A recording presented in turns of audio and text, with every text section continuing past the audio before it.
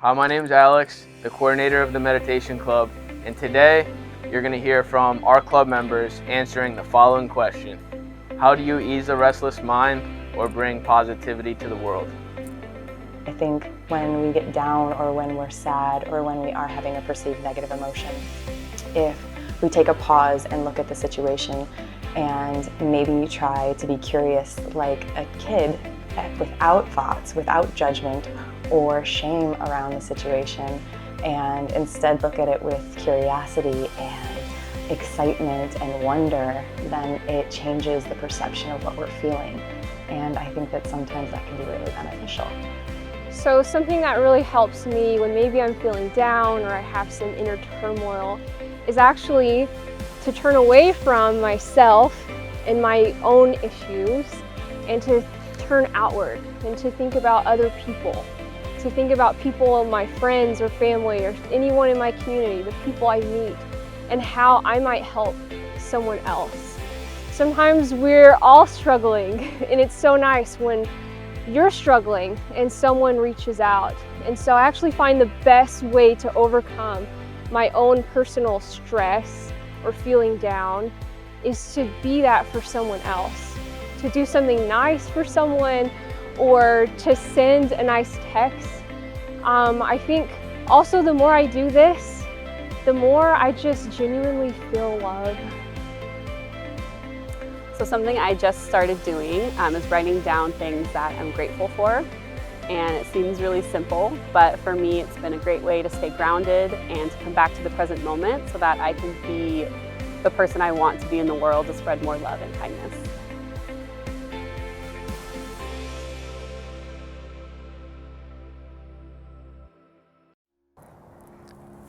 What's going on, Bastyr? Fellow lifelong learners, friends. It's a beautiful morning for some meditation. Come check out the scenery.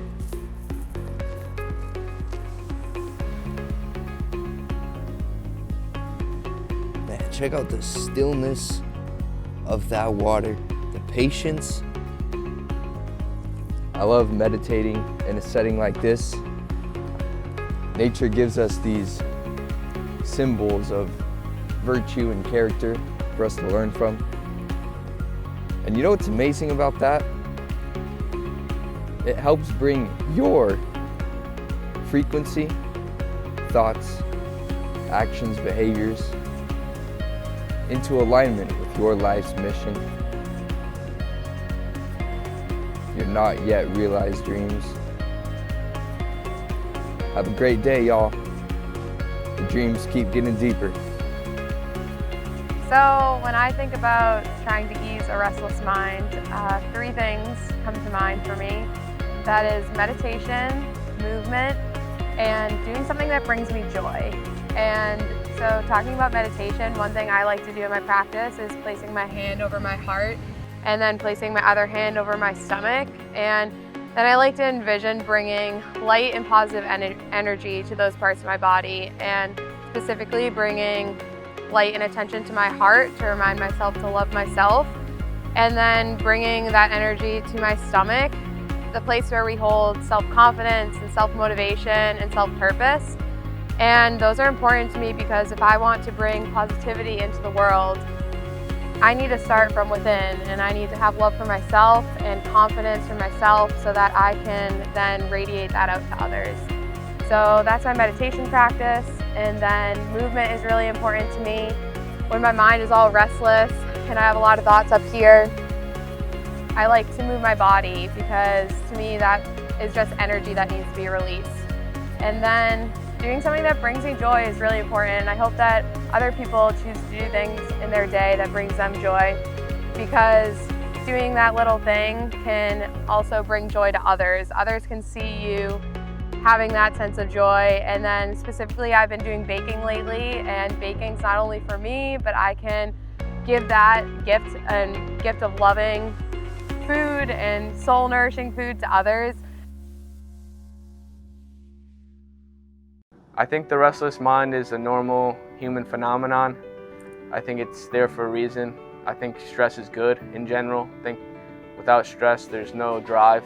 So I believe in stress, but I don't believe in chronic stress. If there's a stressor in life, I hope I engage in the stress response, but I hope I don't engage in it for too long. That's the difference. It's healthy short term, it can be pathological long term. The nervous system is stimulated in a healing state, in a parasympathetic state, in a calming state when you engage in functional breathing. But functional breathing and regulating your nervous system doesn't just happen out of the blue. It's a practice.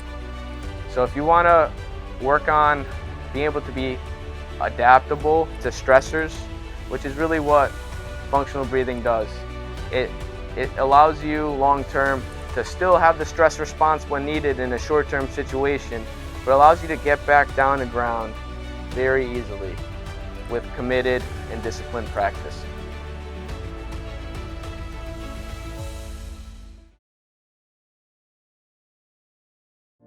And I would say for me, the most important piece is just to stop and breathe. And while we all know to do that, and it's such a simple thing, it's certainly something that brings to me a centered point in my day, something that I can do easily and quickly in any situation, and something that allows me to embody that calm and grounded person I want to be in a meeting or with a client, or for you with patients. It's something that as you practice it just becomes part of you. So it's not something you do or share, it's just who you are and who you're being in the moment. So practicing that every day when you aren't in the middle of a storm allows you to really be that kind of person that you want to have a grounded and centered mind when you need it. So that's my tip for the day, and may you all have a wonderful winter quarter and enjoy a little less restless mind. Peace to all of you.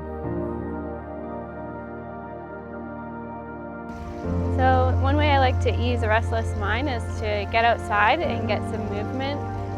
For me, if I can get outside and be in nature or by plants, it gives me something else to focus on and get me outside of my body and just focus on different things out in nature.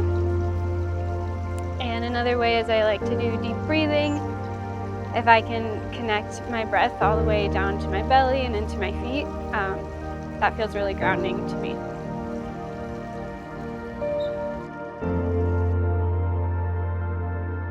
The best way that I ease a restless mind is by strapping on some tennies and going for like a 5 to 30 to hour-long walk around my neighborhood. It's so easy. Live in a forest and essentially, and just being able to interact with the nature and the birds and the trees and smell and touch and taste everything around you. I would say that that's the best way that I deal with the restless mind. And then also bringing positivity to the world. I feel like just people that you walk by, and everybody needs a smile, and I think that's the easiest way to uplift yourself and others. If you are having a restless mind, what's the story around it? Is there a deeper truth that is being pointed to? Explore the experience that you're having in real time. Is this something that you have to fix or understand? Is it something that's chronic, or is it acute that you need a Band-Aid for? Make yourself feel better. Look at children laughing. Take a calm breath. Are you looking for an end point or a way of being?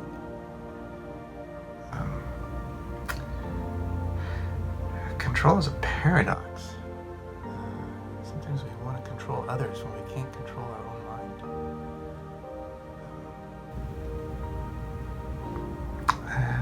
I would say positivity will come to the world with your ease with yourself.